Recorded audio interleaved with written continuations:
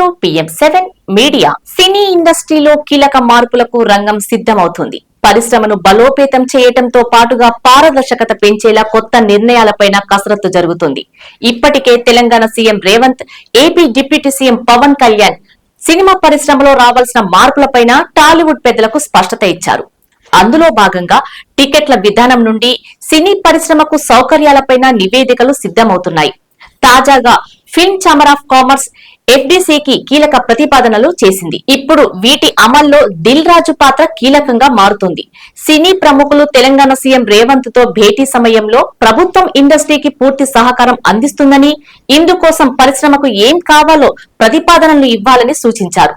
ఆ తరువాత AP deputy CM Pawan తో దిల్ రాజు భేటీ సమయంలోనూ ఇండస్ట్రీలో రావాల్సిన మార్పుల గురించి పవన్ ప్రస్తావించారు. ఏపీలో షూటింగ్స్ అంశం ప్రస్తావనకు వచ్చింది. దీంతో ఇప్పుడు Telugu film chamber of commerce ప్రతినిధులు పలు ప్రతిపాదనలతో ప్రభుత్వానికి లేఖ రాశారు. అందులో పలు ఆసక్తికర అంశాలను ప్రస్తావించారు. హైదరాబాద్ లో సినిమా సిటీ ఏర్పాటుకు వీలుగా 1500 నుండి 2000 ఎకరాల భూమిని కేటాయించాలని కోరారు. గత ప్రభుత్వం 2020లో హైదరాబాద్ లో సినిమా సిటీ ఏర్పాటు కోసం భూములను ఇస్తామని ప్రకటించిన విషయాన్ని లేఖలో గుర్తు చేశారు. శంషాబాద్ విమానాశ్రయానికి 24 కిలోమీటర్ల పరిధిలో ఎక్కడైనా సినిమా సిటీ నిర్మాణానికి భూములను కేటాయించాలని సూచించింది. అదే సమయంలో టికెట్ల విక్రయాల విషయంలోనూ కీలక సూచనలు చేసింది.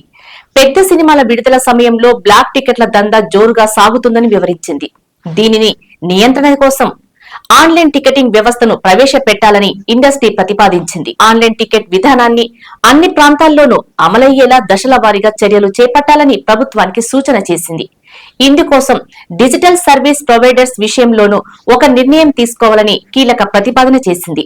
ఈ ప్లాట్ఫామ్ లో ఉన్న పలు కంపెనీలు సినిమాలను ప్రదర్శించేందుకు అధిక ఛార్జీలను వసూలు చేస్తున్నాయని, వాటిని తగ్గించేలా చర్యలు తీసుకోవాలని సూచించారు. ప్రభుత్వ పరిధిలోనే ఒక డిజిటల్ సర్వీస్ ప్రొవైడర్ విధానాన్ని తీసుకువస్తే బాగుంటుందని సూచన చేసింది. సినిమా షూటింగ్లకు అవసరమైన అనుమతులను సింగిల్ విండో విధానంలో ఇవ్వాలని పరిశ్రమ ప్రభుత్వాన్ని కోరింది.